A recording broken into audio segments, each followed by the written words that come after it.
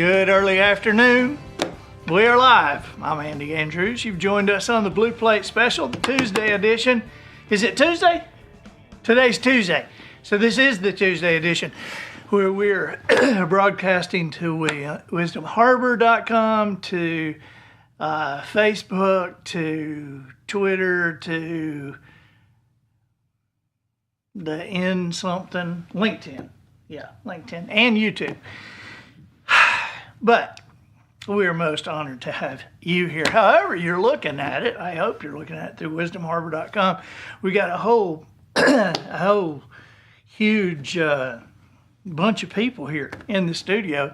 If you're not sure where our studio is located, we're in the financial district of Orange Beach.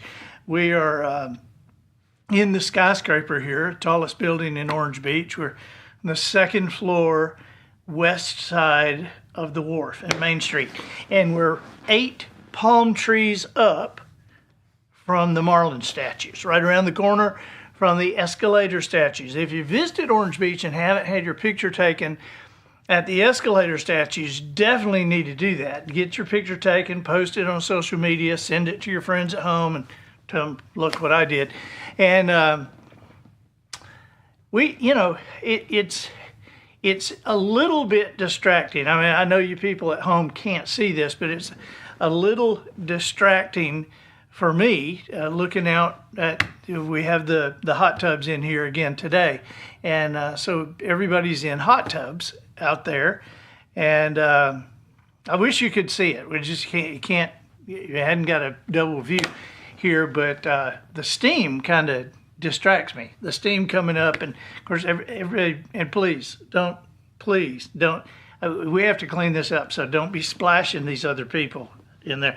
I know it's almost impossible to resist giving it one of those, but if you will, we have to clean this up. I wish you could see this. I wish you could see these. And it is turned out to be some kind of drink day. They've got some kind of drink and are getting increasingly boisterous out there. I'm glad I'm enclosed here. Bonnie Nix, hey, from Orange Beach. Marcy Carlson Taylor, good morning from foggy, cold Pasco, Washington. But it's above freezing today in Pasco, Washington, 34 degrees. It's way above freezing here, but it still seems cold. I don't know why it seems cold here, but it's like, it's 50-something degrees, maybe 60? I don't know. Dina Kilpatrick, hello, and you shared, because sharing is caring. Thank you so much, Larry Pratt. Good morning from Port Orchard, Washington. We have a lot of people from Washington. You Washington people are doing good spreading the word. David Uko, good to see you. Christy, my sister. And you enjoyed the podcast with Mark Foley the other day. Did you see the one with Greg Hurwitz that just came out today? He's the author of Orphan X.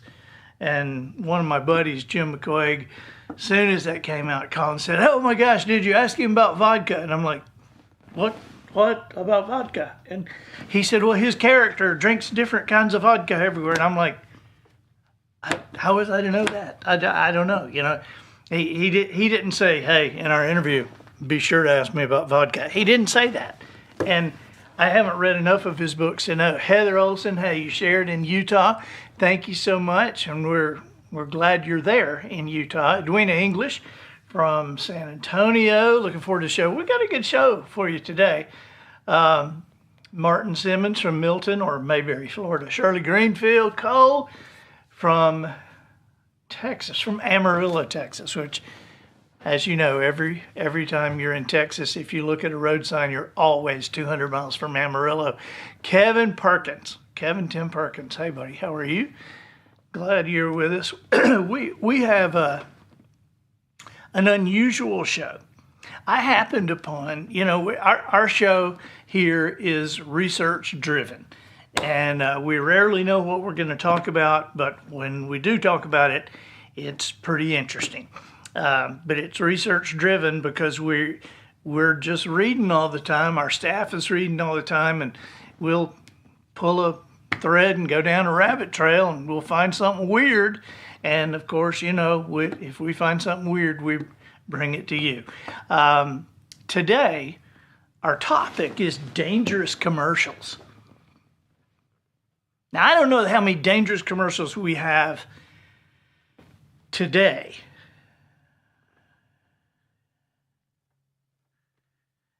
I was trying to think if I could think of one. But man, if you look back in the history of television, you can find some stuff that you're going, really? What? I mean, we've got somewhere here, I've got a big ad with Santa Claus smoking cigarettes, that, hey, light up with Santa. And there's, these cigarette advertisements, doctors prefer Camel more than any other, it's crazy.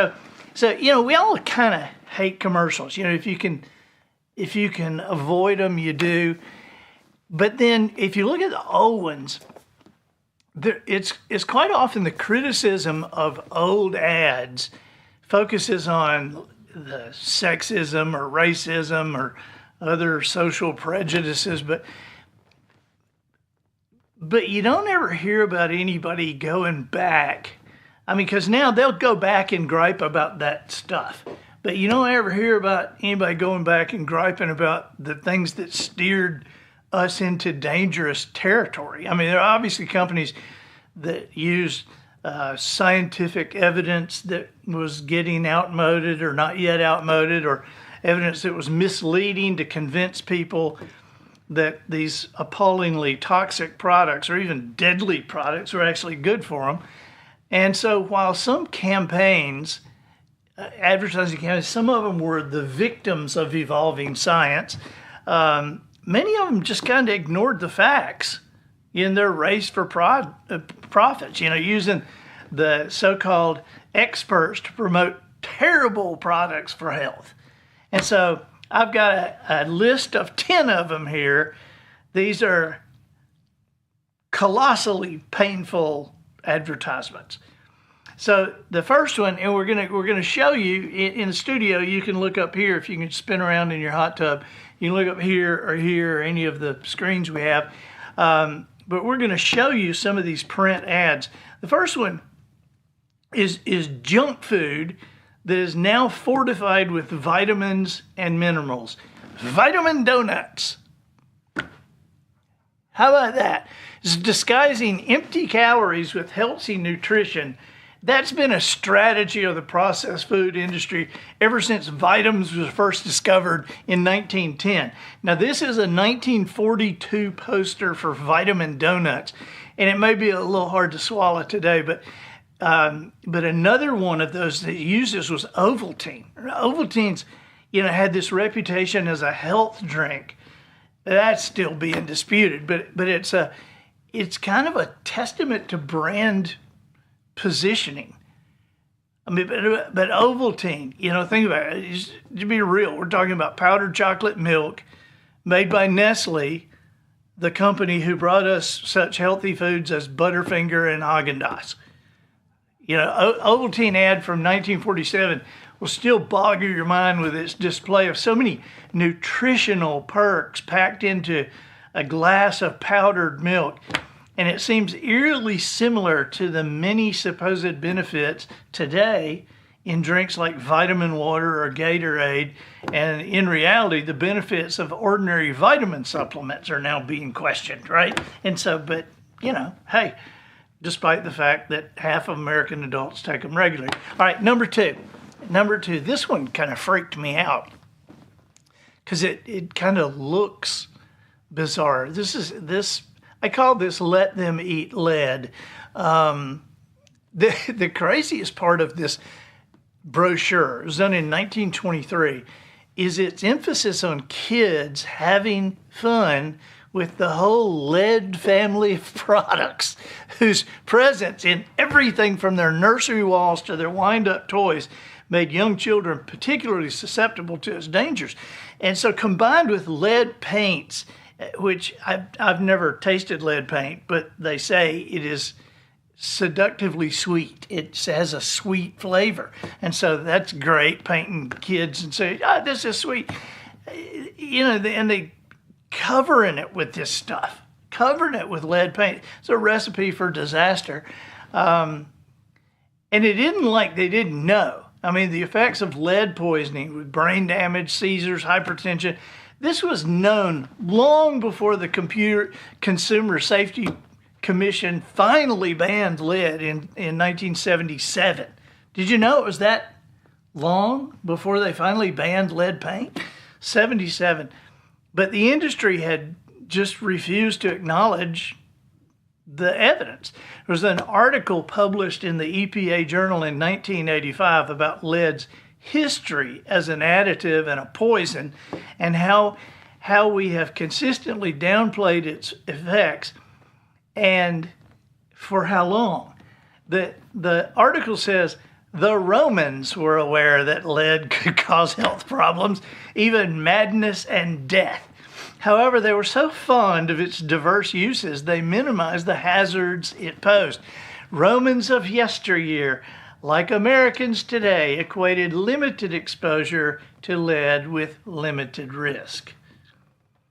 That's why some of those Roman guys were so crazy, I'm thinking. Nero fiddling while Rome burned. They had probably painted the city with lead a month before. Okay, number 3. All these freak me out. I started to say this one freaks me out. They all freak me out. 7-Up is for babies.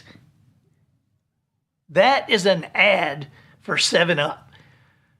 Not only were these sugary soft drinks great for adults, but sodas like 7-Eleven used to help babies grow up to be strong and fit, or at least so these ads from, the one on the left is from 55, the one on the right is from 53.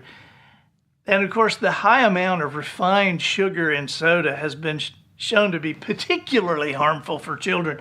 And today it seems crazy to show a baby drinking a soda as the tide finally turns against soft drinks, right? Because school districts across the nation have removed soda machines from their schools, and New York City's Board of Health has got a ban on oversized sodas. However, many adults today, we still serve them healthy fruit juice, which may be just as bad, you know, despite the nutritional marketing because if you look at fruit, a lot of fruit juices, the first ingredient in there is sugar. Anyway, here's number 4. We talked about this. Cigarettes. It's just what the doctor ordered. Look at that. Scientific evidence on effects of smoking, that there's no bad stuff. And more doctors smoke Camels than any other cigarette. I saw one the other day that had this T, and it had right across the nose and face and down here through the throat and chest, and they called it the T-zone, and how that was especially refreshing for smokers, the T-zone. Camel's campaign, featuring doctor endorsements, is probably the craziest evidence of false advertising. And that doctor ad was 1948, by the way. But, you know, every cigarette company twisted science to support their products, including Chesterfield's 1953 ad there, which rephrased expert findings to show that smoking had no adverse effect. Even Santa Claus smoked. You know, there's I've got it at home somewhere, but I've got an advertisement when Ronald Reagan was an actor, and he's smoking. Oh, that's cool. You know, I'm a big Andy Griffith fan, but there are 3 or 4 episodes where Andy's smoking. Isn't that crazy? I don't know. Maybe it's not. Number 5. This is an embarrassing one. Feminine hygiene, the original home wrecker.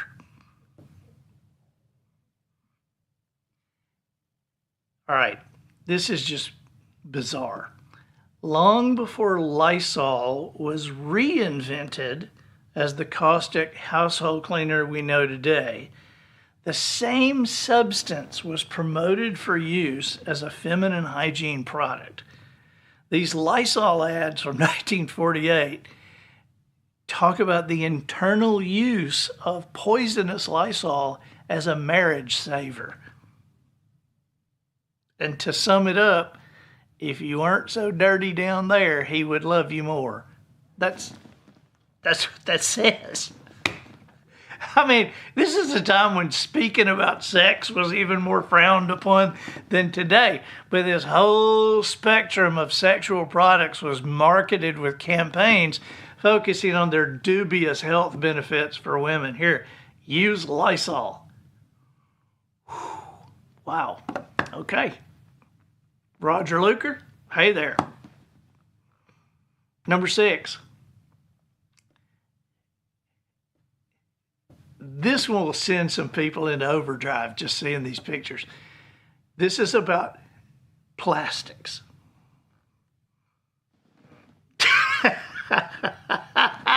You leave that, a bunch of infants tied up in clear cellophane packaging. I mean, that's pretty frightening now. But at the time, these ads were just plain cute. Isn't that cute? Putting those babies in DuPont cellophane. It's 1954. And things like plastic grocery bags weren't a common part of the American culture. It was only after plastic bags became widespread during the 70s did their strangulation qualities become clear. And which you think, how do you not know that? I mean, how do you not know? Putting babies in plastic bags. Oh my God. Okay, Mike Wagner. Hey, buddy. We got next up the meat mystery. Now, in a post-World War II America, eating more red meat seemed like being rich. You know, it's just, we're coming off rationing and just, if you got to eat red meat, you're just rich. And it was a great way to keep yourself trim, at least according to these two ads here from 56 and 46. And like other food fads, this campaign was orchestrated by the American Meat Institute. Did you know there was an American Meat Institute? It's still going and still lobbying to improve public and political opinion toward its products. We now know that eating too much red meat increases the risk of heart disease and cancer, but industry trade groups are still creating food trends to spur sales or to combat negative public stereotypes. Red meat. What is a little saying we could come up with? Red meat, it can't be beat. There you go. I always thought I would be good at writing little advertising things. I can see that. Yeah. Like Alka-Seltzer Plus, you know, the cold medicine. Mm-hmm. I would say, when you feel like a minus, take a plus. Huh? That's pretty good, isn't it? Yeah. All right. This one I just love because this is one of those that is so freaking stupid that you're like, really? Were our grandparents this dumb? Okay. Dieting? Try sugar. This in a time before the current widespread obesity epidemic. Sugar companies wanted shoppers to believe that a sweet treat would somehow inspire you to eat less. Now, this isn't from 1915. This is from 1969. Okay, to have a soft drink before your main meal or snack on some candy an hour before lunch. These weren't Southern mothers. I mean, because Southern mothers were like, you're going to ruin your dinner. I mean, they didn't let us eat nothing. But this strange logic about sugar isn't even backed up by a company name, but the campaign does include a helpful mailing address up here for sugar information. I mean, now refined sugar is presented as a nutritional enemy, you know, and a dieter's enemy. And it's proven to make you want to eat more rather than eat less. Diet with sugar. You know, I write books, and, you know, if you're going to write books and you're going to make a living writing books, you got to sell some books. And I have often thought, I just need to come up with some kind of diet. You know, some kind of ridiculous diet, and make it sound good. You know, I write fiction.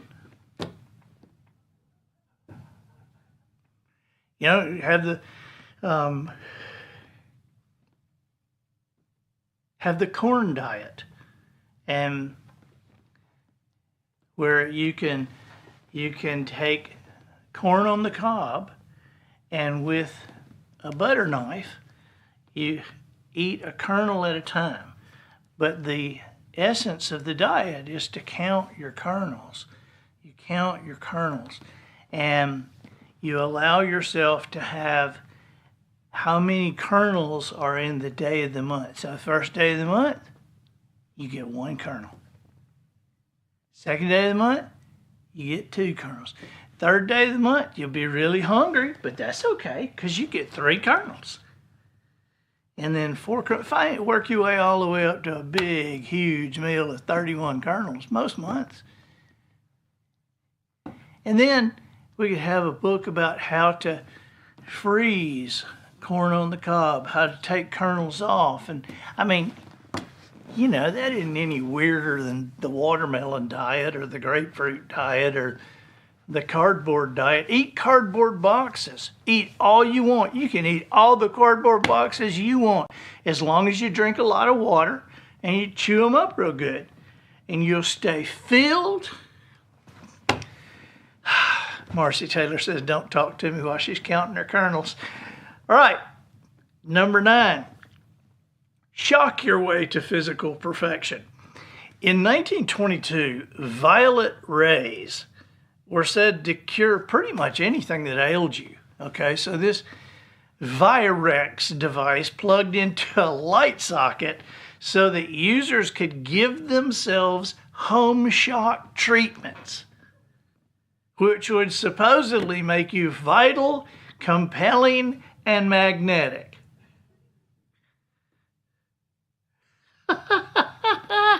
You know, when I was a little kid, I had a key, and I stuck it in a light socket, or stuck it in an electrical outlet, and all I wanted to be was vital and compelling. But various recalls and lawsuits erupted over this thing, forcing the FDA to finally prohibit their manufacture. And so the last batch of violet ray products was seized in 1951. But I got to tell you, just go on Google this afternoon and Google light therapy to find a whole new range of infrared devices who they claim to prevent everything from aging to anxiety, and they sound pretty darn familiar. I mean, light products. Okay, here is number 10, DDT for you and me. Now, look at that. This woman with her happy vegetables out there. This ad was for Penn Salt Chemicals from 1947, and it shows this range of dangerous applications for DDT, which is now illegal, from agricultural sprays to household pesticides. You ever heard somebody talk crazy as a sprayed roach? Well, it's DDT they're spraying them with. I got this like, but this is like a disturbing image. A mother and her infant above the caption saying DDT helps make healthier, more comfortable homes. Not really. Not really. Because while it's effective in eliminating mosquitoes that carried malaria, DDT also had a variety of hazardous effects, especially among young children. The chemical was shown to damage the nervous, immune, endocrine, and neurological systems, not to mention its devastating influence on the natural environment. So, DDT for you and me. How about that? Now I got a bonus question. We're going to end today with a bonus question. So when you see the commercials for that, which, I don't know, maybe I'm watching the wrong kind of TV. Because I'm watching TV that has commercials for drugs all the time. Is that like an old person's thing? Are we watching shows that, I don't know, what's a young person's network? Do they show these kind of, I watch a lot of shows that have commercials for drugs and for walk-in showers and walk-in bathtubs and stuff like that. And I'm like, is that what I get for watching the Andy Griffith Show? Is that what I get for watching reruns of MASH? Cialis commercials? That's what I get. So. But the thing that freaks me out about all those ads for drugs is I wouldn't use one of those drugs. If I was laying dead, dying beside an ambulance and they said, "Here, take this," but listen to this list of side effects. Because they list those side effects, and I know the government's making them do it. But in reality, who would use the drug after listening to the side effects? If you go in the doctor and the doctor said, "You know what, I think we ought to try this. Let's try this. But I got to stop for 5 minutes and read this list to you and have you think about it." We wouldn't take them. We wouldn't take any of them. All right, so listen to this. You think, after seeing these commercials, what modern products, vitamin water, granola bars, supplements, what this stuff in 20 years we're going to be talking about was just, man, that was just evil. Can you believe that? But the side effects list, I want to read you. I went online this morning and I got this list of side effects for a fairly common drug. All right, so listen to the list of side effects. Deep breath on this.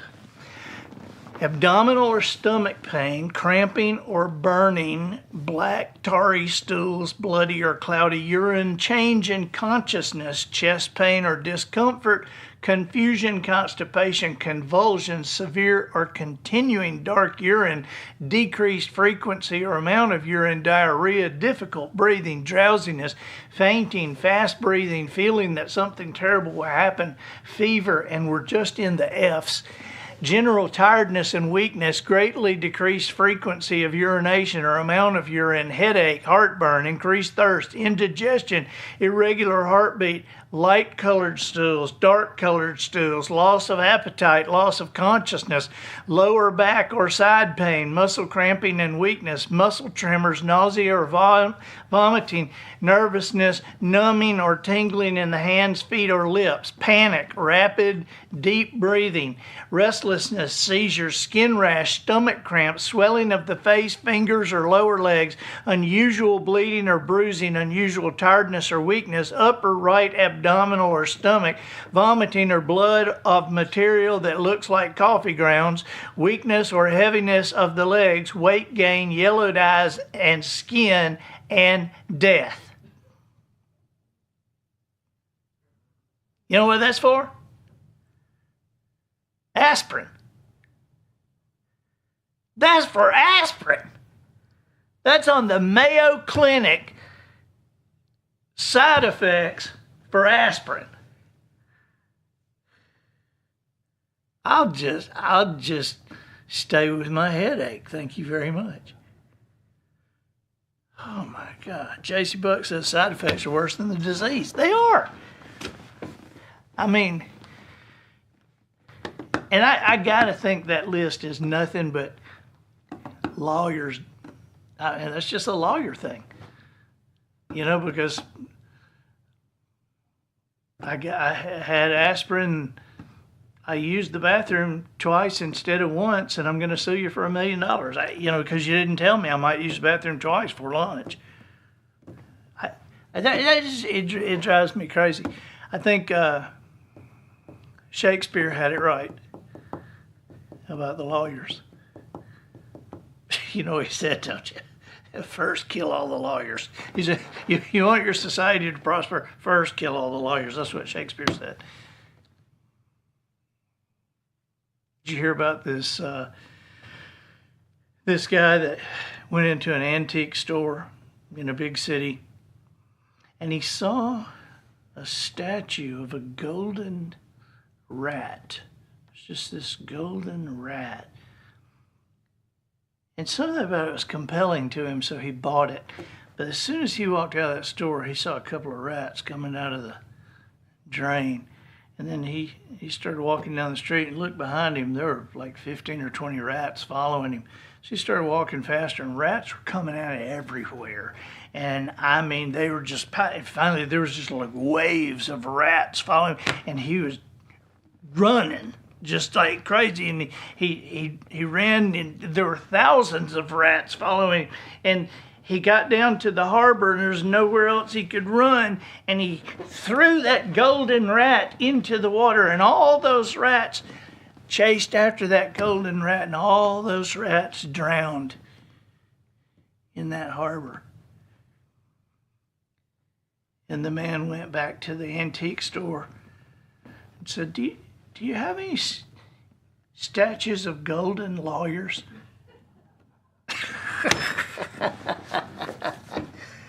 All right. I guess that's it for today. We have had a good time with you. We appreciate you being here. You guys, if you will, just hang your towels on the sides of your hot tub before you get out of here. That would be great. And spread the word. You're welcome back anytime. We don't have a blue plate this Thursday. We don't have but this one today, the clothing was done by Sand Dollar Lifestyles, and the show was sponsored by Gold Mine Pawn Shop in Daphne, Alabama. If you ever get a chance to stop and see them, you need to. Monica Early. Monica is going to be here soon. Again, Monica is our Wisdom Harbor protocol officer. And so we're glad you're watching, Monica. Until Early, I said hi. I've known him for a while. And I just think that her husband, with a last name like Early, his first name should be Earl. I mean, I'm Mandy Andrews. Why not Earl Early? So, anyway, thank you for being with us. We'll see you soon.